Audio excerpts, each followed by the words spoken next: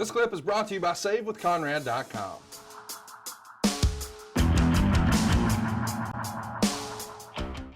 Let's mention that we've got a worldwide episode that would air. Or I'm sorry, it was Mid-Atlantic that would air. I know syndicated show. It's a promo from Ole and Arn on the 13th. So let's play that one. All right, here are the national tag team champions, the Andersons, Ole Anderson, Arn Anderson. Arn? Bob Caudle, just when everybody took a breath of fresh air, thought they could relax themselves a little bit, thought the Andersons had decided to go to another part of the country, all of a sudden they're back and they're running over people. Everybody said, well, why don't you jump on the big dogs? Why are you taking these kids out here that are young and professional wrestling and are inexperienced? Why are you running over them? So all of a sudden we took Manuel Fernandez. We took Thunderbolt Patterson. We took Mad Dog Dick Slater. Oh, excuse me. Unpredictable Dick Slater. He's a little bit goofy too. Mad Dog Bud Sawyer. Yeah, we took all those and ran over them, and all of a sudden everybody's scratching their head. They're wondering, where do we go from there? Well, Magnum TA, Dusty Rhodes, you're just one step ahead. You understand what I'm saying? You know, it never ceases to amaze me that there are always people in the audience like here tonight in a sellout crowd. And there's always one or two that want to try somebody. They want to try the Anderson brothers. Well, that's just the way I look at a guy like Dusty Rhodes or Dick Slater or Thunderbolt Patterson, Buzz Sawyer. You name them all. Everybody'd like to try us, but the problem is nobody really wants to put their name down. Nobody really wants to get in the ring against us. The one thing that you've got to remember about Andersons is that we're synonymous. That means the same thing as wrestling. We're the national champions. We go all over the country, all over the world. We talked about a few people you see here on TV. There's a few others, like a Bill Watts out in Oklahoma, fat and sassy because he's there and he got no competition. We'll be after you. Or a Bruno Sammartino up in the New York area. Everybody, when they go against us, finds out that it's just not so easy. Oh, yeah, we get hurt. We get a tooth knocked out. We get a finger broken. But I'll tell you what, when we get done, we break lots of fingers. We break lots of arms, and we bust a lot of teeth. We're awfully good. You don't have to tell somebody in the bar how good you are. You don't have to go tell your mama, your girlfriend, your wife how good you are. Come down and look at us. We're here, right living color, and we're the best damn team you're ever going to see. You want to take these belts? Don't talk about it.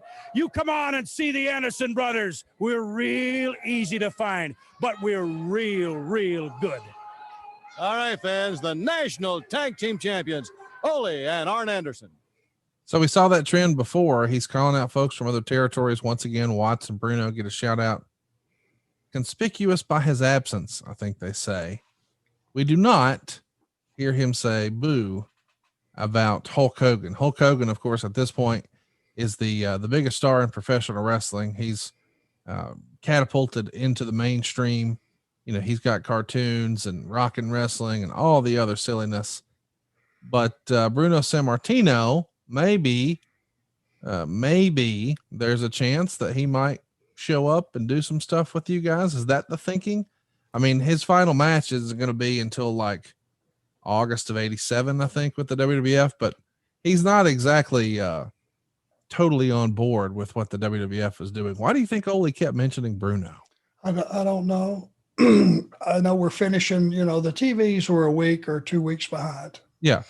So we're finishing up our bookings. You know, like I said, we've been given the word we're going to be part of the Charlotte crew. So we're finishing up those couple of weeks of bookings around different places sporadically and all that. And Ole throwing out Bruno, I don't know if he knew something or suspected something, or maybe was just fishing. You know, who knows why he threw that name out there. Bill Watts, he certainly had a history with. And it was just naming names that he had a history with. People in the past that had a rough go with the Anderson brothers, Gene and Ole. But it was just, again, I just sat there and listened to him, and it's like totally credible and totally believable, everything he says. The name Bruno, I don't know why that was tossed. You'd have to ask him.